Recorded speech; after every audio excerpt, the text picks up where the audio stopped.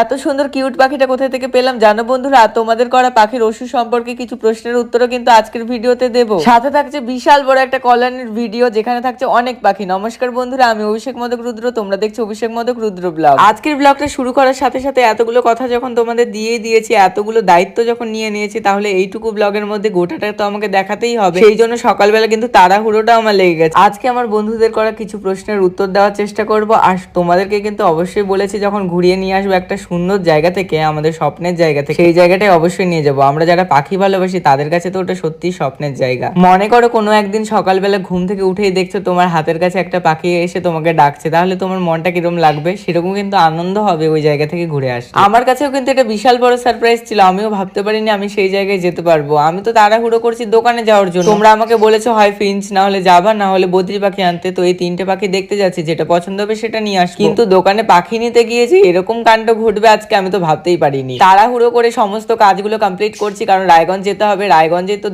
দোকান থেকে পাখি আনতে হবে। কোন দোকান থেকে আমি পাখি নিতে যাচ্ছি সেটাও তোমাদের সাথে শেয়ার করব। ওখানে কি কি পাখি আছে সেগুলো কিন্তু তোমরা দেখতে পাবা। চলো, এদিকে তোমাদের সাথে গল্প করতে করতে পাখিদেরকে খাবার দিয়ে কিন্তু আমি বেরিয়ে পড়লাম রায়গঞ্জের পথে। আর আজকে কিন্তু পাখিদেরকে দেখলে যে খাবারটা দিলাম সফট ফুডটা, ওইটার মধ্যে শুধুমাত্র ছোলা ছিল। আজকে কিন্তু কোনো রকম ডাল গম মিক্স করিনি, শুধুমাত্র কালকে রাতে ছোলা ভিজিয়ে রাখছিলাম, ওটা কিন্তু খেতে দিয়েছি পাখিদেরকে। আর দেখো, তোমাদের সাথে কথা বলতে বলতে 1 ঘন্টা রাস্তা পার করে আমি কিন্তু চলে এসেছি রায়গঞ্জে। আমাদের বাড়ি থেকে 1 ঘন্টা রাস্তা। আর এখানে চলে এসেছি সূত্রধর ভ্যারাইটিসে। যারা আমার প্রতিদিনের ভিডিও দেখো ছোট বড় সব মিলিয়ে, তারা কিন্তু জানে যে আমি বেশিরভাগ পাখি কিন্তু এখান থেকে কিনে থাকি। আসলে এখান থেকে জিনিস নিয়ে না একটা ভরসা পাই। দাদার ব্যবহার খুবই ভালো, সেই জন্য আর কি বারবার চলে আসি এই দোকানে পাখি নিতে। এখানে এসেই না পাখি পছন্দ করছিলাম। আর বাড়ি থেকে তো আগেই ডিসাইড করেছিলাম যে ককাটেল বা কোনোর এরকম জাতীয় বড় পাখি নেব না, জাভা, ফিঞ্চ, বদ্রি এগুলোর মধ্যে কিছু একটা নেব। এখানে তো অনেক রকমের পাখি ছিল, আর জাভা গুলো একেবারেই ছোট ছোট ছিল, সেই জন্য আর কি পছন্দ হচ্ছিল না। ককাটেল গুলোকে দেখে না আমি একেবারে অবাক। দেখো কি করে নেটের ভেতর থেকে দেওয়ালটাকে কামড়ে কামড়ে খাচ্ছে, কি যে আনন্দ পাচ্ছে এটা খেতে। না, কোনো পাখি তো দোকানে পছন্দ হচ্ছিল না, মানে সবগুলোই ছোট ছোট ছিল। না হলে কোনো পাখির এটা পছন্দ হচ্ছে না, ওটা পছন্দ হচ্ছে না। তো দাদা বললো যে তুমি ততক্ষণে খাবার গুলো নিয়ে নাও, আর তোমার ইউটিউব চ্যানেলে তুমি বললে অনেক প্রশ্ন এসছে ওষুধের, সেগুলো একটু করে দেখিয়ে দাও। ততক্ষণে না হয় একটা দাদাকে ফোন করি, ওর বাড়িতে যাই তোমাকে। এই কথাটা শুনে কে না খুশি হয় বলো তো? কারো বাড়ি থেকে, ব্রিডারের বাড়ি থেকে পাখি নেওয়া তো সব থেকে বেস্ট। তুমি পছন্দ করে পাখি নিতে পারবে তোমার চোখের সামনে, এটা তো সব থেকে ভালো। আর এখানটায় আগে প্রথমে দেখিয়ে দিই, এইটা হচ্ছে হ্যান্ড ফিডিং ফর্মুলা, যেটা আমি সবসময় খাইয়ে থাকি আমার পাখিকে। পেটস লাইফের এই হ্যান্ড ফিডিং ফর্মুলাটা তোমরা অনেকেই চেনো, কারণ আমি আগের ভিডিওতেও দেখিয়েছিলাম যখন আরেকটা চ্যানেল আমার কাছে ছিল, যে এটা দিয়ে কিন্তু আমি রিকিকে খাইয়ে বড় করেছিলাম। যতক্ষণ আমাকে ওই ব্রিডার কাকুর বাড়ি নিয়ে যাচ্ছে, তার আগে চলো পাখির ওষুধ সম্পর্কে কিছু বেসিক আইডিয়া তোমাদেরকে দিয়ে দিই। আমি অনেক ভিডিওতেই বলেছি পাখিকে মাল্টিভিটামিন খাওয়াতে, কিন্তু মাল্টিভিটামিন অনেকেই চেনো না, ক্যালসিয়াম অনেকেই চেনো না। তো সেই কারণে এই ভিডিওটা দেখো এক একটা করে আমি বোতল কিন্তু দেখিয়ে দিচ্ছি। এগুলো সব মাল্টিভিটামিন ক্যালসিয়ামের। পাখির পেট খারাপ, লিভারের জন্য কিন্তু লিভ 52 আছে, নেওপেপটিন আছে, O2 আছে। এই ওষুধগুলো কিন্তু দিতেই পারো। যারা নতুন পাখি এনেছো তারা ভাবছে এই সাদা রঙের এগুলো কি? এগুলো হচ্ছে ক্যাটেল ফিশ বোন। এবার আমি পাখির খাবারগুলো একে একে ভরে নিই আর তোমাদের সাথে একটু গল্প করি। আর হ্যাঁ, আমার কিন্তু মনে আছে তোমাদেরকে এক জায়গায় নিয়ে যেতে হবে। দাঁড়াও, খাবারগুলো নিয়ে নিই, তারপরে তোমাদেরকে নিয়ে যাচ্ছি সেই জায়গায়। অনেকেই এই অ্যালোপ্যাথি ওষুধগুলো না পাখিকে খাওয়াতে চাও না, তো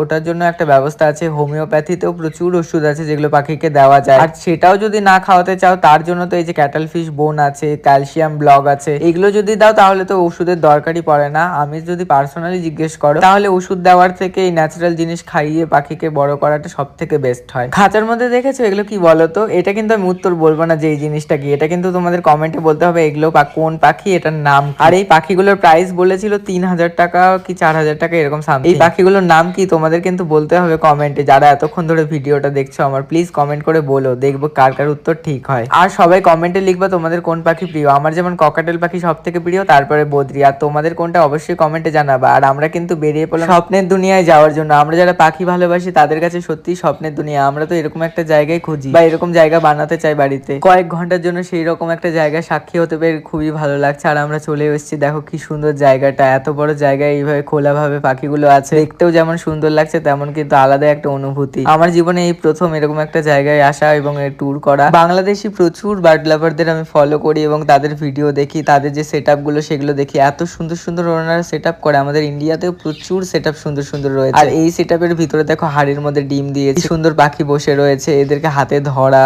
তাদের ডিম গুলোকে ধরা, এটা একটা আলাদাই অনুভূতি। কোনোদিন যদি বাড়ি বানাতে পারি তাহলে ছাদের উপর আমি এরকম সেট আপ বানাবোই একটা, কিন্তু এরকম গোটাটা টিন দেবো না, হাফ টিন দেবো, হাফটা খোলা রাখবো। বাংলাদেশের একজনের ভিডিওতে এরকম দেখেছিলাম, আমার ফেসবুকে এসেছিল ভিডিওটা, এত সুন্দর লাগছিল সেট আপটা। ওই রকম তো বানানোর ইচ্ছে আছে, এবার ভগবান যেদিন দেবে সেদিন আর কি হবে। আসলে আমাদের নিম্ন মধ্যবিত্ত পরিবারের ছেলে মেয়েদের স্বপ্নগুলো অনেক বড় বড়, কিন্তু সেটা পূরণ করতে করতে সারা জীবনটাই চলে যায়। কিন্তু এত দূর যখন এগিয়েছি, ভগবান যদি সঙ্গ দেয় তাহলে নিশ্চয়ই একদিনে সেটাও হবে। এই যে আমার হাতের বদ্রি পাখিগুলো দেখছো, এগুলোই ধরা হলো। এগুলোকে নিয়ে এসে কিন্তু দোকানে এই যে ছেড়ে দেওয়া হচ্ছে। এখান থেকে কিছু পাখি বেছে আমি বাড়ি নিয়ে যাব। এবার কি কি পাখি নিয়ে গেলাম সেটা তো পরের ভিডিওতে তোমরা জানতেই পারবে। আর কিছু হাড়ি এখান থেকে সিলেক্ট করে নিচ্ছিলাম। তাহলে পরের ভিডিওতে দেখা হচ্ছে। কেমন লাগলো আজকে ভিডিওটা কমেন্টে অবশ্যই জানিও, কিন্তু তোমাদের কমেন্টের অপেক্ষায় থাকবো।